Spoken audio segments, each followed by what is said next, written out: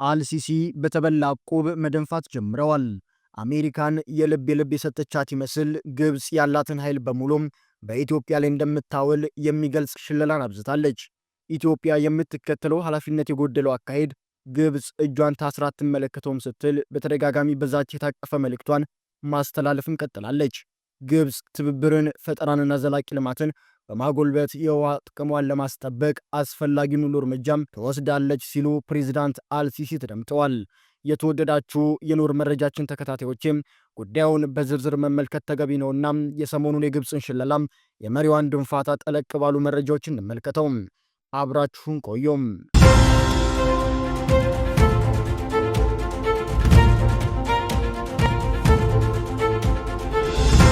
ግብፅ የውሃ ደህንነቷን ለማስጠበቅ አስፈላጊ እርምጃዎችን ትወስዳለች። ይህ ንግግር ፕሬዝዳንት አልሲሲም የተናገሩት ነው።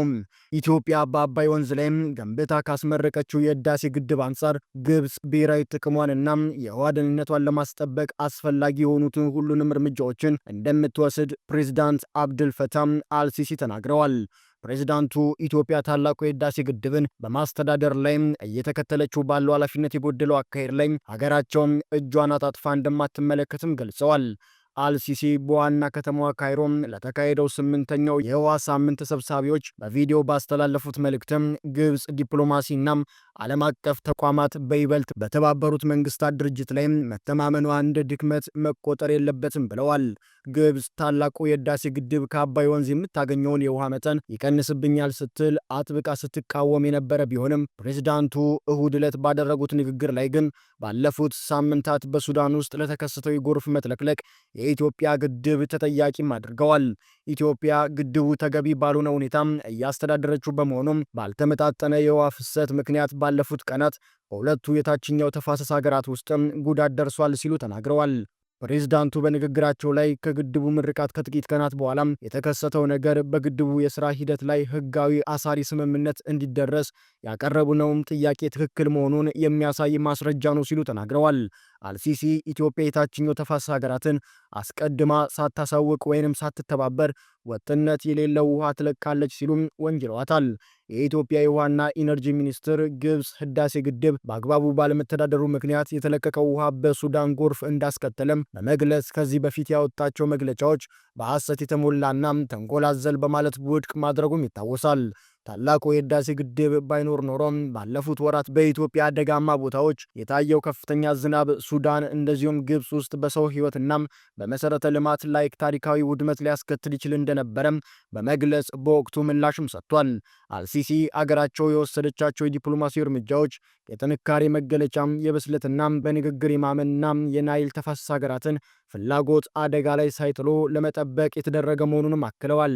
የግብፁ ፕሬዝዳንት ድርቅና የውሃ መጥለቅለቅ በሚኖርበት ወቅት የውሃ አለቃቀቅን ለመቆጣጠር የሚያስችል አሳሪ የሆነ ስምምነት በሁለቱ የታችኛው ተፋሰስ ሀገራት ያካተተ ስምምነት እንዲኖር የጠየቁ ሲሆን በላይኛው የተፋሰስ ሀገራት የእድገት ፍላጎትና የታችኛውን ተፋሰስ ሀገራት ከጉዳት ለመከላከል በሚኖር ሚዛን መካከል ብቸኛው አማራጭ ነው ሲሉ ተናግረዋል። ፕሬዝዳንቱ ግብፅ በአባይ ወንዝ ላይ የሚኖረውን የተናጠል እርምጃን የማትቀበለው ዓለም አቀፍ አሰራሮችንና ስምምነቶችን ወደ ጎን ስለሚል የተፋሰሱ ሀገራትን ፍላጎት ስጋት ላይ ስለሚጥል እንደዚሁም የፍትህና መረጋጋት መርሆችን ዝቅ ስለሚያደርግ መሆኑንም በንግግራቸው ላይ አንስተዋል። ልማት የአንድ ሀገር ብቻ ጉዳይ አይደለም ያሉት አልሲሲም የወንዙ ህዝቦች የጋራ በሆነ ኃላፊነትና በትብብር ብቻ ሊጠበቅ የሚችል መብት ነው፣ የተናጠል እርምጃም አይደለም ሲሉ አክለዋል።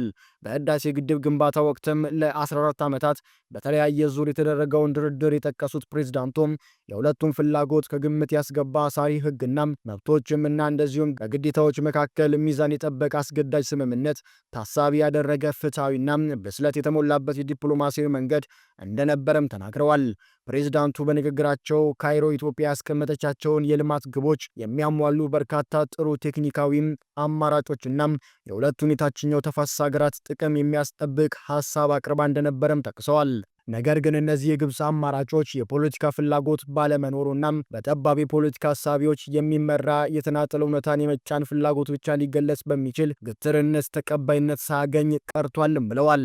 አልሲሲ ወንዙን የሁሉም የተፋሰስ መንግስታት የጋራ ንብረትና በብቸኝነት ሊያዝ የሚችል የጋራ ሀብት ነው በማለት በናይል ላይ ብቸኛ የሉዓላዊነት ሐሰተኛ ይገባኛል ጥያቄም ተቀባይነት እንደሌለውም አመላክተዋል። ግብፅ በዓለም ላይ የውሃ እጥረት ካለባቸው ሀገራት መካከል መሆኗን የጠቀሱት ፕሬዝዳንት አልሲሲም ከሀገራቸው 100 ሚሊዮን ሕዝብ 98 በመቶ የውሃ ፍላጎታቸውን የሚያገኙት ከአባይ ወንዝ መሆኑን ጠቅሰው የህልውና ጉዳይ ነው ሲሉም ተደምጠዋል። ፕሬዝዳንቱ አክለውም ሀገራቸው በአባይ ወንዝ ጉዳይ ላይ ስትከተል የነበረው ዲፕሎማሲያዊ መንገድ የደካማነት ምልክት አለመሆኑን በመጥቀስ ነገር ግን ኢትዮጵያ የተከተለች ካለው አካሄድ አኳያም ዝምታን እንደማትመርጥና ጥቅሟን ለማስከበር አስፈላጊ ያለችውን እርምጃም እንደምትወስድ በተደጋጋሚም ተናግረዋል። አልሲሲ ድንበር ተሻጋሪ ወንዞች የተፈጠሩት ዜጎችን ሊከፋፍሉ ሳይሆን ለውህደትና ለትብብር ድልድዮች እንዲሆኑ ነው ሲሉም ተደምጠዋል። የውሃ ደህንነት ቅንጦትና ዘላቂ የልማት አማራጭ አይደለም ካሉ በኋላም እነሱ ሊጠበቁ የሚችሉት በዓለም አቀፍ ሕግ በጋራ ጥቅምና ሁሉንም ተጠቃሚ በሚያደርግ መር ላይ በተመሰረተ ፍትሐዊ አጋርነት ብቻም ነው ሲሉ ተደምጠዋል። ግብፅና ሱዳን በታላቁ ህዳሴ ግድብ አስተዳደርና የውሃ ሙሌት ላይ ለዓመታት ድርድር ያደረጉ ሲሆን ሁሉንም የሚያስማማ አማራጭ ወይም ደግሞ መቋጫ ላይ ሳይደርሱ የግድቡ ግንባታም ተጠናቆ ስራ መጀመሩ ይታወቃል። ግብፅ በአፍሪካ ግዙፍ የሆነውን ግድብ ጉዳይ ባለፉት ዓመታት ለተባበሩት መንግስታት ድርጅት፣ ለአፍሪካ ህብረትና ለአረብ ሊግ በማቅረብ በኢትዮጵያ ላይ ጫና ለማሳደር መሞከሯ ይታወሳል። በዓለማችን በርዝመቱ የሚታወቀው የአባይ ወንዝ ከ85 በመቶ በላይ ውሃውን የሚያገኘው ከኢትዮጵያ ሲሆን የወንዙን አብዛኛውን ውሃም የምትጠቀመው ግብፅ በኢትዮጵያ የተገነባው ግድብ በበላይነት ስትጠቀምበት የነበረውን የውሃ መጠን ያሳጠኛል የሚል ስጋት ፈጥሮባታል። ግብፅ በአውሮፓውያኑ በ1959 የተፈረመውንና አብዛኛውን የውሃውን ድርሻም የሚሰጣት የቀኝ ግዛት ስምምነት በመጥቀስ የወንዙን ውሃ ሙሉ በሙሉ በበላይነት ለብቻዋ የመጠቀም ፍላጎት በማለት ኢትዮጵያ ይህንን ሁኔታም መለወጥ እንዳለበትም ስትከራከርም ቆይታለች። ኢትዮጵያ በአባይ ወንዝ ላይ ያላት ድርሻዋን ባረጋገጠ መልኩም ፍትሐዊና ምክንያታዊ አጠቃቀም ላይ ስምምነት እንዲደረስና ግንባታው የግብፅን የውሃ ደህንነት ላይም አደጋ እንደማይጥል በተደጋጋሚ ስትገልጽ መቆየቱ ይታወሳል። አሁንም ቢሆን የኢትዮጵያ መንግስት ህዳሴ ግድቡም በሱዳን ጎርፍ አስከትሏል በሚል ግብፅ ያቀረበችውን ክስ ውድቅ ማድረጓም ይህንኑ ያመላክታል። የውሃና ኢነርጂ ሚኒስትር ግብፅ ህዳሴ ግድብ በአግባቡ ባለመተዳደሩ ምክንያት የተለቀቀ ውሃ በሱዳን ጎርፍ እንዳስከተለም በመግለጽ ያወጣችውን መግለጫ በሐሰት የተሞላና ተንኮል አዘል በማለት ውድቅ ማድረጓም ይታወሳል። ታላቁ የኢትዮጵያ ህዳሴ ግድብ ባይኖር ኖሮም ባለፉት ወራት በኢትዮጵያ አደጋማ ቦታዎች የታየው ከፍተኛ ዝናብ ሱዳንና ግብፅ ውስጥ በሰው ህይወትና በመሰረተ ልማት ላይ ታሪካዊ ውድመት ሊያመጣ ይችል እንደነበረም ገልጿል። የውሃና ኢነርጂ ሚኒስትር ቅዳሜ መስከረም 24 ቀን 2017 ዓ.ም ባወጣው መግለጫም ግብፅ በሐሰት የተሞላ ቅራኔ የሞላበትና የተዛባ ረጅም መግለጫም አውጥታለች ሲል ከሷታል። የግብፅ የውሃ ሀብትና መስኖ ሚኒስትር ባወጣው መግለጫም ዓለም አቀፉን ማህበረሰብ ለማሳሳት እንዲሁም ሐሰተኛ የተጎጂነት ትርክት ለመፍጠር ያለመ እንደሆነም ገልጿል። ግብፅ መስከረም 23 ባወጣችው መግለጫም የህዳሴ ግድብን ህገወጥ ስትል የጠራችው ሲሆን የግድቡ አስተዳደር በወሰነው የግዴለሽ ውሳኔም እንደዚሁም ግዴለሽነት የተሞላበት እርምጃ የተነሳም ኢንዱስትሪያል ጎርፍ ተከስቷል በማለትም ከሳለች። የግብፅ መግለጫም ኢትዮጵያ የህዳሴ ግድብ ምርቃት ቀን ውሃ ሲፈስ ለማሳየት ስትል ከሚጠበቀው በላይ መጠን ያለው ውሃ ይዛ ነበር በማለትም ወንጅላለች። ምርቃው በተከናወነ ማግስትም የግድቡ አስተዳዳሪዎች በአንድ ቀን ውስጥ 485 ሚሊዮን ሜትር ኪዩቢክ የደረሰ ከፍተኛ መጠን ያለው ውሃም ለመልቀቅ ወሰኑም ብሏል። ይህና በቀጣዮቹ ቀናትም የታየው የውሃ አለቃቀቅ የግድቡ አስተዳደር ቁጥጥር የሌለበትና የዘፈቀደ መሆኑንም እንደሚያረጋግጥም ጠቅሷል። ይህ የኢትዮጵያ ድንገተኛም ውሃ አለቃቀቅ ከሌሎች ምክንያቶች ጋር ተዳምሮም በሱዳን የእርሻ መሬቶችና በርካታ መንደሮች እንዲጥለቀለቁ ማድረጉን በመጥቀስም ከሷል። የኢትዮጵያ የውሃና ኢነርጂ ሚኒስትር ለዚህ ክስ ምላሽ በሰጠበት መግለጫውም የቀረቡትን ውንጀላዎች ተንኮል ያዘሉና መሰረት የለሽ በማለት ውድቅም አድርጓል። የግብፅ መንግስት ተቋማት ታላቁ የህዳሴ ግድብና እንደዚሁም አባይ ወንዝን በተመለከተም የሚያወጡት መግለጫ ላይ ውሸት ዋና አካል ሆኗል በማለትም ተችተዋል። ብሉ ናይል ከህዳሴ ግድብ በፊት የነበረውን ታሪካዊ የፍሰት መረጃም በቀላሉ ማነጻጸር እውነታውን የት እንደሚገኝ ያሳያል ሲልም የቀረበውን ክስ አጣጥሏል። የህዳሴ ግድቡም ከዚህ ቀደም የታችኛው ተፋሰስ ሀገራት ላይ ይደርስ የነበረውን ከፍተኛ የጎርፍ መጠን እንዲቀንስ ማድረጉን ለማስረዳትም በሱዳን የተመዘገበውን የ93 ዓመታት የውሃ ፍሰት መረጃንም ጠቅሷል። በሚኒስቴሩ መግለጫው መሰረትም ግድቡ ከመገንባቱ በፊት ከፍተኛው የጎርፍ መጥለቅለቅ በነሐሴ ወር በቀን ከ800 ሚሊዮን ኪዩቢክ ሜትር እንደዚሁም በመስከረም ወር ከ750 ሚሊዮን ኪዩቢክ ሜትር በላይ ይደርስም ነበረ ሲል ተናግሯል። በነሐሴ 2017 ዓ.ም ግን ይህ ቁጥር በአማካኝ ወደ 154.7 ሚሊዮን ኪዩቢክ ሜትር ዝቅ ማለቱን፣ መስከረም ላይ ደግሞ 472 ሚሊዮን ኪዩቢክ ሜትር ሆኖም መመዝገቡንም አስረድቷል። ቁጥሮች ራሳቸው ይናገራሉ ያለው የውሃና ኢነርጂ ሚኒስቴርም ግድቡ የብሉ ናይል ውሃ ቁጥጥር በተደረገበት ሁኔታ እንዲፈስስ በማድረግ በታችኛው ተፋሰስ ሀገራት የሚገኙ ማህበረሰቦች ሕይወትና ንብረት ካስከፊ ጎርፍም እንዲጠበቁ ማድረጉንም ገልጿል።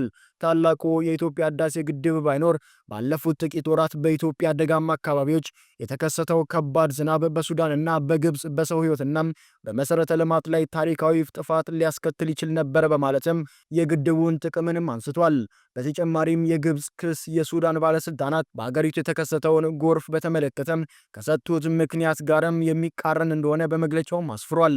የሱዳን የግብርናና መስኖ ሚኒስትር የጎርፍ ዋነኛ ምክንያት ከኢትዮጵያ ጋር ምንም ግንኙነት የሌለው የናይል ገባር ከሆነው ከነጭ አባይ የሚወጣም የውሃ ፍሰት መጨመር እንደሆነ መግለጻቸውንም ጠቅሷል። በተጨማሪም የሱዳን ባለስልጣናት የፍሰት መጨመሩም ከአየር ንብረት ለውጥ ጋር በተገናኘ የዝናብ መጠን መቀያየር የተከሰተ ሊሆን እንደሚችል እንደዚሁም በአገሪቱ የተካሄደ ያለውም ግጭት መሰረተ ልማቶች ላይ ያደረሱት ጉዳት ለሁኔታው መባባስ አስተዋጽኦ ማድረጉን እንደተናገሩም ዘርዝሯል። የግብፅ መግለጫ በጎረቤቶቿ ስም የመናገር መብት እንዳላት አድርጎ ያቀረበ መሆኑን የጠቀሰው የውሃና ኢነርጂ ሚኒስትር የአገሪቱ ባለስልጣናት በሱዳን የተገለጸው እውነታ ችላ በማለት ጥፋቱን ወደ ኢትዮጵያ ለማዞር እንደሞከሩም ገልጿል። ሚኒስቴር መስሪያ ቤቱም ኢትዮጵያ ከሱዳን ጋር የትብብርና የመረጃ ልውውጥ ማዕቀፍ እንዳላት እንደዚሁም ህዳሴ ግድቡም የጎርፍ አደጋዎችን ለመቀነስ እንዲያስችል በቅርበት ከሀገሪቱ ባለስልጣናትና ባለሙያዎች ጋርም እንደሚሰራም አክሏል።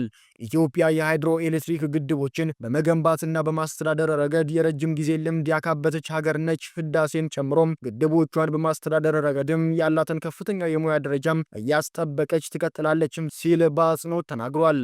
የግብፅ ባለስልጣናት በናይል ተፋሰስ ላይ የያዙትን የውሃ የበላይነት ቅዠት በመተው ከተፋሰሱ ሀገራት ጋር ለጋራ ትብብርና ብልጽግና የመስራት አዲስ እውነታ መቀበልን እንዲማሩም አሳስቧል።